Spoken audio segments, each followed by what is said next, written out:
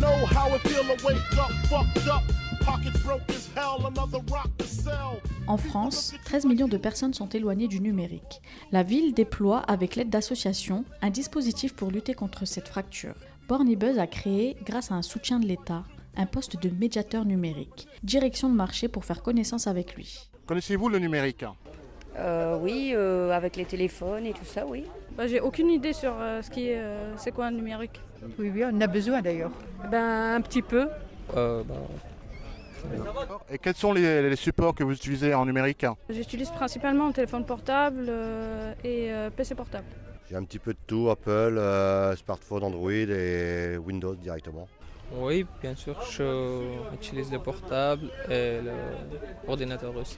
Les messages, les informations. L'ordinateur et le téléphone portable. Smartphone, essentiellement. Pensez-vous avoir besoin encore de vous améliorer en informatique? Des fois, j'utilise tout seul, mais comme j'ai besoin d'aide, après, je prends d'aide à mes amis. Je vois que maintenant tout est informatisé. Même dans mon domaine, il faut que je m'améliore. M'améliorer moi-même pour aller sur les sites, ok, avoir des connaissances, ok, mais pour avoir plus de sites ou plus de... Si on parle de réseaux sociaux, je ne suis pas trop pour les réseaux sociaux. Oui, parce que j'ai beaucoup d'appareils, mais l'utilisation, elle est bien en dessous de ce que je pourrais avoir. Pour avoir une idée sur les nouveaux logiciels. Donc je vois que l'informatique, c'est un outil très important dans tout le domaine. C'est très intéressant de se pencher sur ce problème, parce qu'il y a beaucoup de personnes de mon âge qui sont très bien appareillées, mais ça s'arrête là. D'accord. Il faut un suivi médical.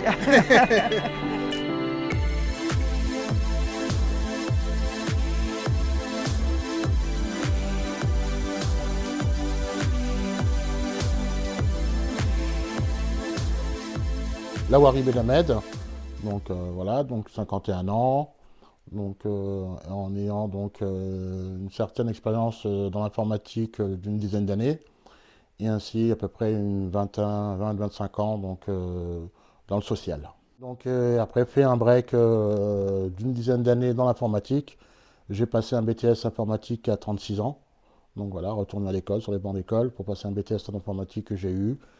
Et après, j'ai bossé à peu près pendant 7 ans donc, dans une SS2I, Société de services en informatique. Donc voilà, et après maintenant, je suis revenu dans le social.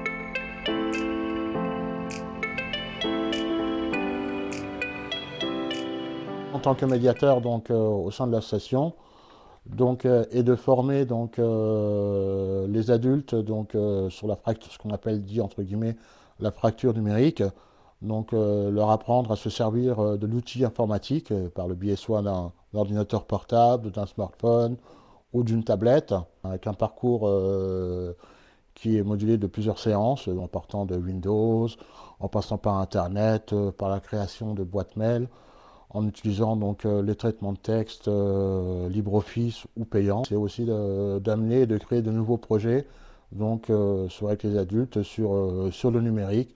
Ça peut être, et par le biais aussi d'une autre action qui est Bornibus Vidéo, soit par la vidéo, soit en mixant les deux, la vidéo et le numérique ou l'informatique, et essayer de monter ou de créer des nouveaux projets par ce biais-là. Je pense qu'il y a un réel besoin, ne serait-ce que par exemple, pour maintenant, comme on dématérialise beaucoup, pas mal de choses au niveau de la CAF, au niveau de la Sécu, au niveau des impôts. Donc maintenant, anciennement, on faisait des déclarations d'impôts sur papier. Maintenant, c'est tout dématérialisé, donc c'est sur informatique. Ça va devenir de plus en plus un passage obligé pour faire sa déclaration d'impôts, pour regarder ses remboursements à la Sécu, pour faire ses déclarations de logement ou des demandes de logement ou quoi que ce soit par le biais des sites de Vives, des sites de bailleurs sociaux ou faire des demandes d'aide à la CAF. Tout maintenant va se faire par informatique.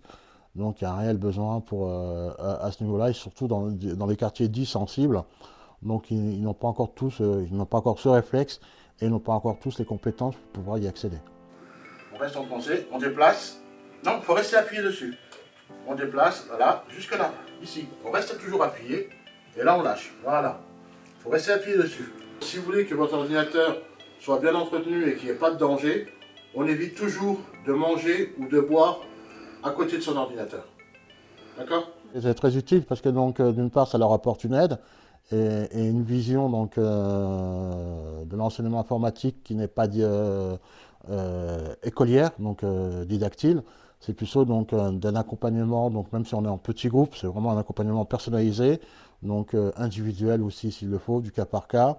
On prend le temps de bien leur expliquer à leur façon, à leur manière ou quoi que ce soit. Donc on n'est pas sur le cours vraiment type informatique, style école. Non, non, là il y a un parcours qui est suivi.